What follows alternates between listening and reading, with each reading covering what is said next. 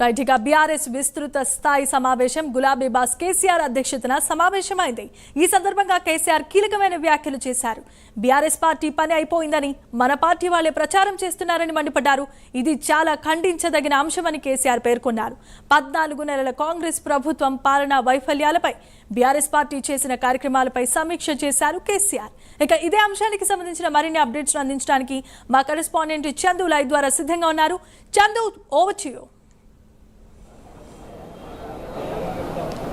Jemimah Telangana భవన్లో కేసీఆర్ అధ్యక్షతన సమావేశం అయితే కొనసాగుతూ ఉంది. సమావేశంలో కేసీఆర్ కొన్ని కీలక వ్యాఖ్యలు అయితే చేశారు. బీఆర్ఎస్ పని అయిపోయిందంటూ సొంత పార్టీ నేతలే బయట మాట్లాడుతున్నారు. ఇది సరైనది కాదు, ఇది కరెక్ట్ కాదు. బీఆర్ఎస్ పార్టీ చాలా బలంగా ఉంది.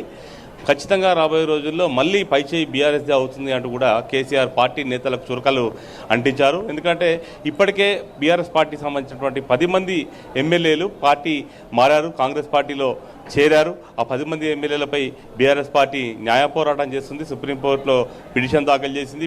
దానిపై విచారణ కొనసాగుతూ ఉంది.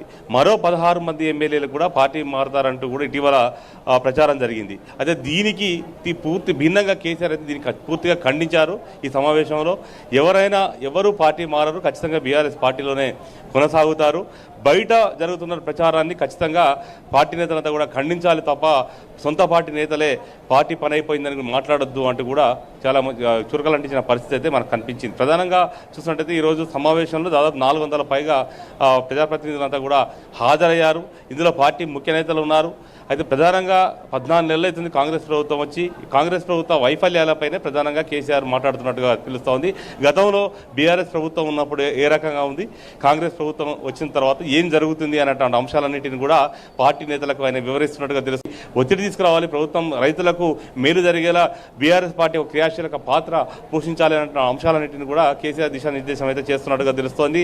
ఇక మరోవైపు పార్టీకి సంబంధించిన సభ్యత్వ నమోదు కార్యక్రమాన్ని పెద్ద ఎత్తున కూడా నిర్వహించాలని కేసీఆర్ భావిస్తూ ఉన్నారు. ఎందుకంటే ఇప్పటికే 60 లక్షల సభ్యత్వం కలిగినటువంటి పార్టీగా, ప్రాంతీయ పార్టీల్లో అత్యధిక సభ్యత్వం కలిగిన పార్టీగా బీఆర్ఎస్ పార్టీ ఉందంటూ కూడా ఆయన గతంలోనే చెప్పుకొచ్చిన నేపథ్యంలో పార్టీ సభ్యత్వాన్ని పెద్ద ఎత్తున నమోదు చేయాలి. ఈ పార్టీ సభ్యత్వం పూర్తయిన తర్వాత ఏప్రిల్ 27వ తారీఖు పార్టీ ఆవిర్భావ దినోత్సవం ఉంది కాబట్టి ప్లీనరీని నిర్వహించాలి, తర్వాత భారీ బహిరంగ సభను నిర్వహించాలని కూడా చెప్తున్నా ఉన్నారు. అదేవిధంగా ఆ తర్వాత ఎదిరి స్థానిక సంస్థల ఎన్నికలు వస్తాయి కాబట్టి ఖచ్చితంగా ఏప్రిల్లో బహిరంగ సభ నిర్వహిస్తే బాగుంటుంది అనేటువంటి సూచనను కూడా పార్టీ నేతలు కేసీఆర్ వద్ద చెప్పినట్టుగా తెలుస్తూ ఉంది.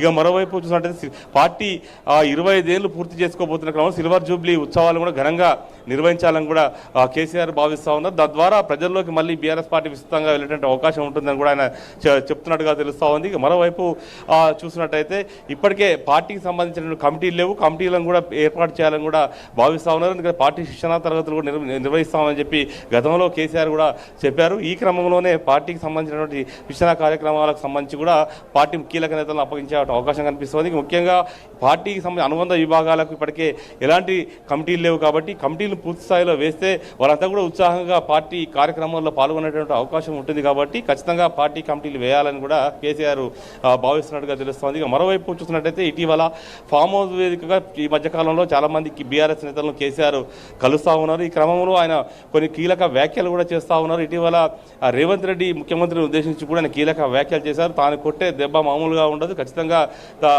గట్టిగా ఉంటుంది అనేటువంటి సంకేతాలను సీఎం రేవంత్ రెడ్డి కూడా ఆయన పంపించారు. కాబట్టి ఖచ్చితంగా ఈ సమావేశంలో కూడా ముఖ్యమంత్రి వైఫల్యాలు కావచ్చు, ముఖ్యమంత్రికి సంబంధించిన అంశాలపై కూడా కేసీఆర్ మాట్లాడుతున్నట్టుగా కూడా మనకు తెలుస్తూ ఉంది. మరోవైపు చూసినట్టయితే పార్టీని ఖచ్చితంగా యాక్టివ్ కావాలి. ఇప్పటికే 1.5 year అవుతుంది కాబట్టి చూస్తూ ఉంటే 2-3 సంవత్సరాలు ఈజీగా గడిచిపోతుంది కాబట్టి ఖచ్చితంగా వచ్చే 10 ఏళ్ళు బీఆర్ఎస్ ప్రభుత్వమే అంటూ కూడా ఇప్పటికే పార్టీ కీలక నేతలు అటు హరీష్ రావు కావచ్చు, కేటీఆర్ గారు చెప్తున్న పరిస్థితుల్లో ఇప్పటి నుంచే పార్టీ పటిష్టంగా ముందుకెళ్ళాలి, పార్టీకి ఒక నిర్మాణం ఉండాలని కూడా భావిస్తున్న క్రమంలో పార్టీ కార్యాలయాలు 31 జిల్లాలో కూడా పార్టీ కార్యాలయాలు ఏర్పాటు చేశారు కాబట్టి ఆ కార్యాలయాలను కూడా యాక్టివ్గా ఉండాలి.